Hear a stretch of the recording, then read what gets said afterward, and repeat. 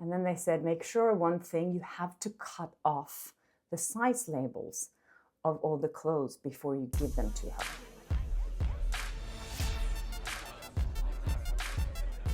Hi, and welcome to Films Talk. I'm Kjersti Flaa, and on my channel, I talk about my good and bad experiences with celebrities, with Hollywood, and working as an entertainment reporter. Okay, so this morning, a lot of people have been talking about the court hearing and what's been happening in the case Blake Lively versus Justin Baldoni versus Blake Lively. And all we know so far is that there is no gag order in place and that Blake Lively is not able to choose who will depose her, at least not for now. There won't be any depositions taking anytime soon, as far as we know. And what we could see from outside the courthouse was that Blake Lively's lawyers did not stop and talk to the press. They just went home or wherever they went after that. But of course, Brian Friedman, Justin Baldoni's lawyer, he came up and talked to the press and told them that he was very satisfied with the day. So that's all good news, I guess, for Justin Baldoni's team. For Blake Lively's team, maybe not so much. The case was not dismissed either. So I guess they didn't actually get anything that they wanted so far. I also want to thank you guys so much for all your nice, kind comments on my latest video when Magnus was here as well. He's not that comfortable being on camera, so he really appreciates when you support him. So thank you so much for that. And thanks for all the amazing emails you sent me and suggestions to what I should talk about. I did speak to someone this morning. I think we spoke for almost an hour, and he told me a lot of stuff that he has experienced working in the industry. So he's been on the fashion side of things. He worked as a fashion editor at some of the biggest fashion magazines and lifestyle magazines here in the US. And for obvious reasons, he said that I can't go public, but he was happy for me to share the story with you guys. So this happened during season 2 of Gossip Girl, and he was shooting a cover with Blake Lively. He told me, interestingly enough, that this was for a fashion magazine for younger women. And he told me, interestingly enough, they would never really sell a lot of magazines if Blake Lively was on the cover. And that was well known at that point. And they didn't really understand why, but her covers wouldn't really sell magazines. And he said the same went for Taylor Swift, which I was really surprised by. But anyways, he told me about this shoot, and of course he was in charge of the fashion on the cover. So he went on and, started looking for outfits for Blake Lively to wear. And he reached out to her reps, and they said that she was a size 0, 25 waist, which is tiny. And he wanted to make sure that he got all the right sizes. So he reached out to the wardrobe department at Gossip Girl. And they were like, no, she's not a size 0 or 25 waist. She's a 28 waist. And then they said, make sure one thing, you have to cut off the size labels of all the clothes before you give them to her, so she doesn't see what size she's wearing. Otherwise, she'll refuse to put it on. And to me, that was really revealing. And it tells me so much about what's been going on in the Justin Baldoni case. Her insecurities about her body has been so well detailed in his lawsuit. And I think that explains a lot of why she was reacting the way she was in so many situations.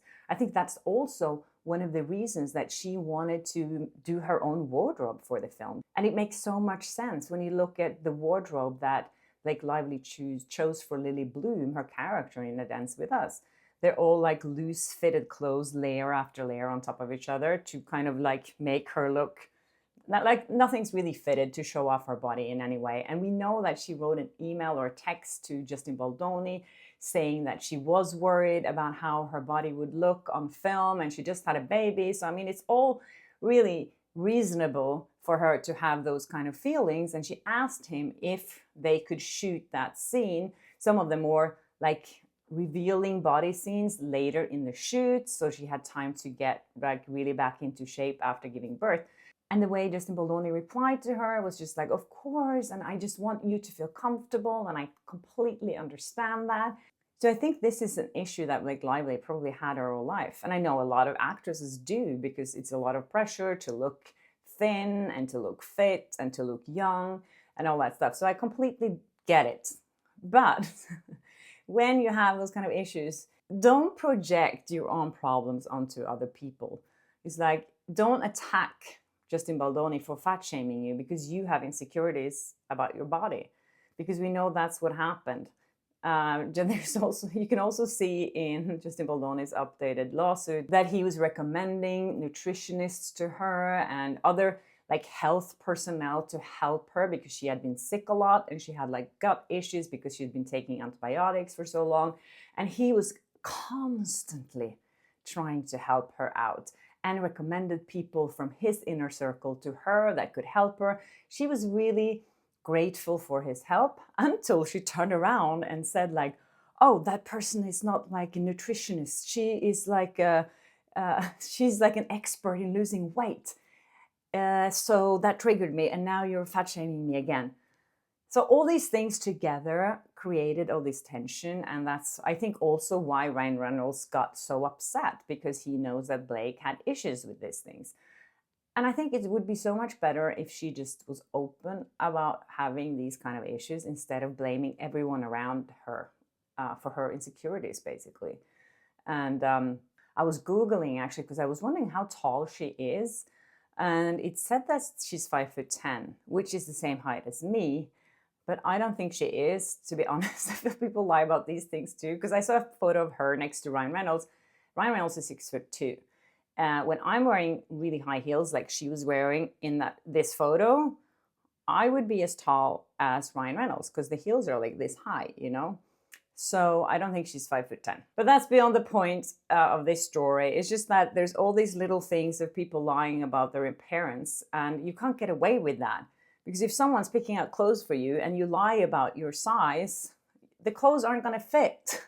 This guy I spoke to this morning also told me, you know, how it must be so upsetting for the wardrobe team at It Ends With Us when, you know, they were basically just gaslighted from the set and like, oh, we don't need you because I'm going to pick my own clothes. And of course, we know that she picked a lot of like really expensive pieces that didn't really go with her character. Some of the shoes she was wearing that was like $2,000 shoes.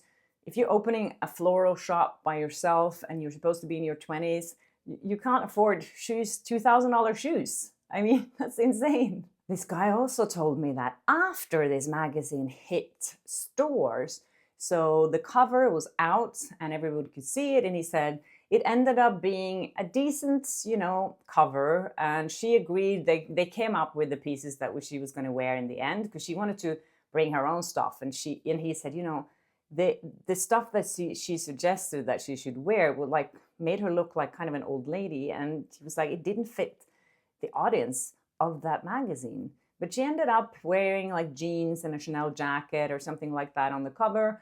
And when it hit the newsstands, her publicist, Leslie Sloan, called Page Six and said that Blake Lively was furious about the cover and she didn't like it at all. And he said Leslie Sloan was known for calling people and screaming at them. That was kind of her image, and she is a very disliked person in Hollywood. Some of these publicists are mean. And keep in mind that Leslie Sloan was backed by Harvey Weinstein. Not only was she backed by him financially to start up her own company in 2014, but she also represented him. So the things that she must have known about Harvey Weinstein, it doesn't make sense if she didn't know. Most people in the industry knew that he was a pig.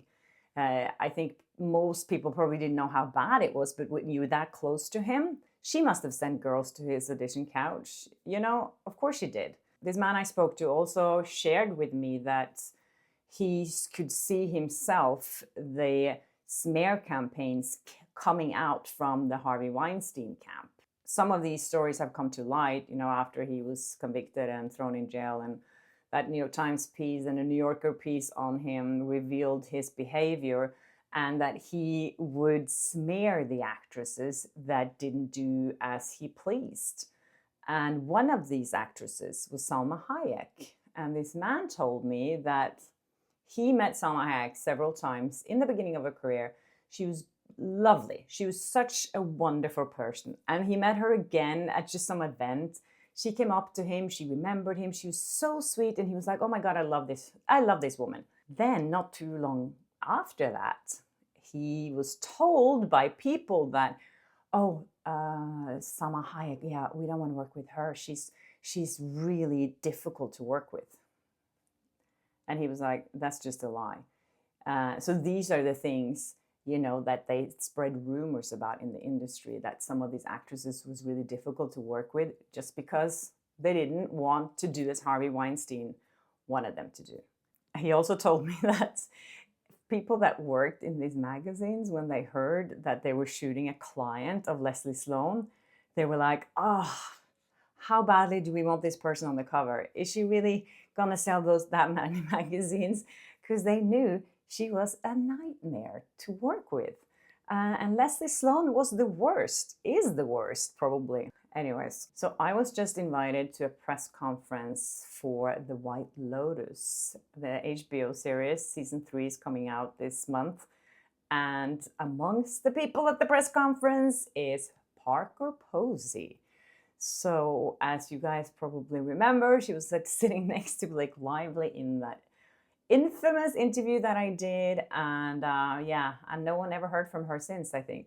But anyways, I will be there, so I will see her and she will maybe see me. We'll see what happens. I'll keep you guys updated on that. I'm a little nervous, actually. It feels like a little weird. Anyways, guys, thank you so much for watching Flawsome Talk. I really love this community that we have here, and I love all your engagement. Please keep sending me tips. And yes, please comment here. I'm trying to get through all the comments. There's a lot of them, and it's fantastic. Don't forget to subscribe and hit the notification button, and I'll see you in my next episode.